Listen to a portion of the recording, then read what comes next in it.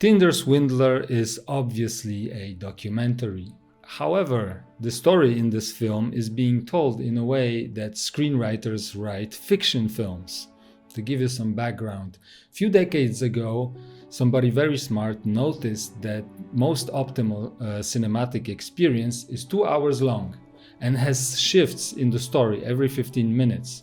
It's called the sequence approach. It's basically the rule that every film should have 8 sequences that are about 15 minutes long. As a working screenwriter and director, I can assure you that this is the way most of the screenplays are being written right now. I use it all the time. But what is really surprising is that in recent years I observe how this way of storytelling is being utilized in documentaries as well. Tinder Swindler is one of the modern documentaries following this trend. In this video, I want to use the example of Tinder Swindler to explain how a sequence approach works. But before we'll jump into that, I'm just letting you know that I have a course about sequence approach that goes much deeper into this topic. At the end of the video, I have a little surprise, so make sure to stick around till the end. One more note before we begin. Due to educational nature of this video, at all times I'm referring only to the documentary Tinder Swindler, produced by Netflix, not the people that are the subject of this film. Also, massive spoilers ahead, so you have been warned.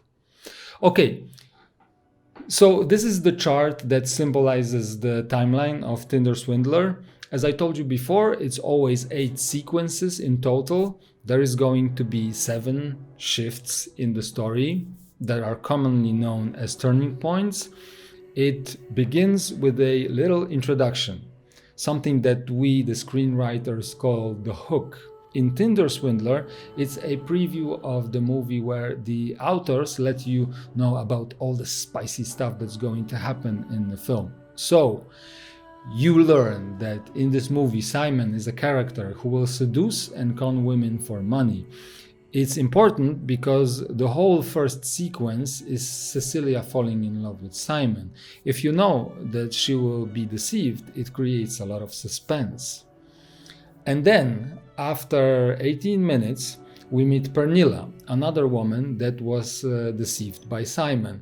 At this point, Simon is not yet extracting money from his victims, but we know that something is wrong because he is developing relationships with them at the same time.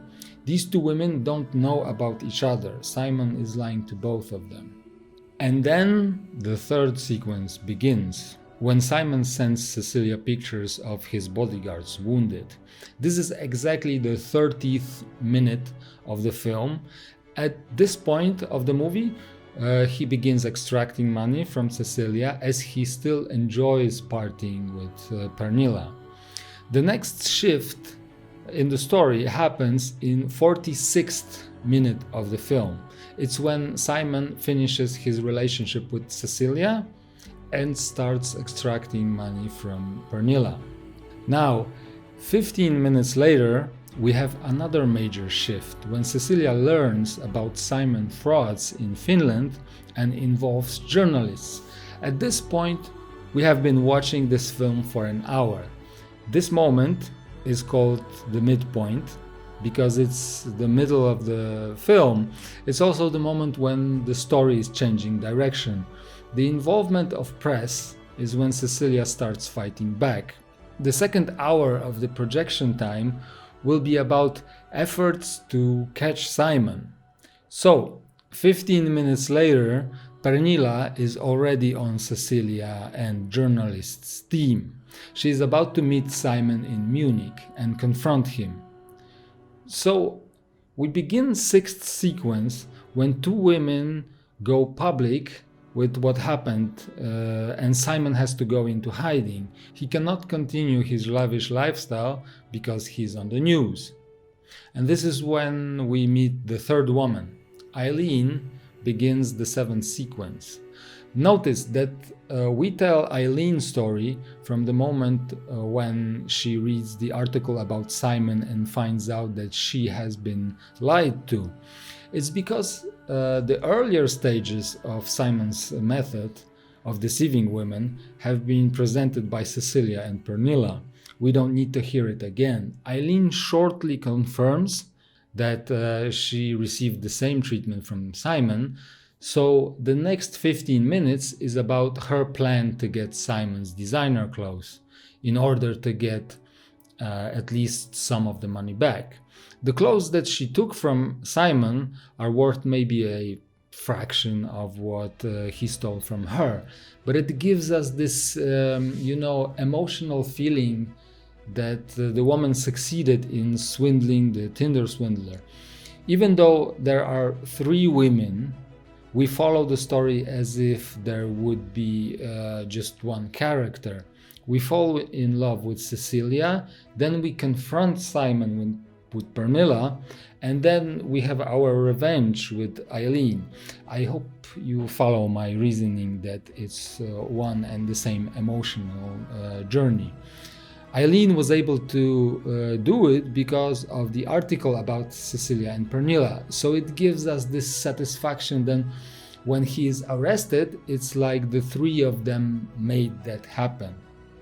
So this was the 7th sequence, and we're about to have our last shift in the story.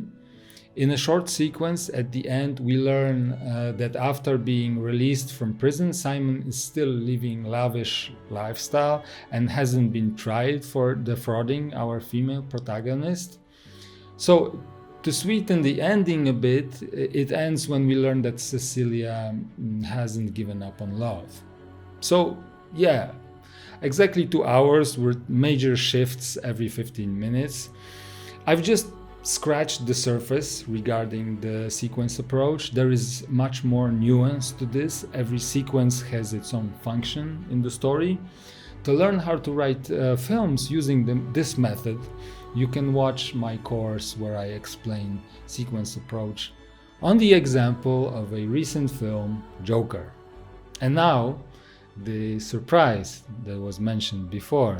The first 100 of you to click the link in the description below will get the access to the course for free. Thank you very much for watching.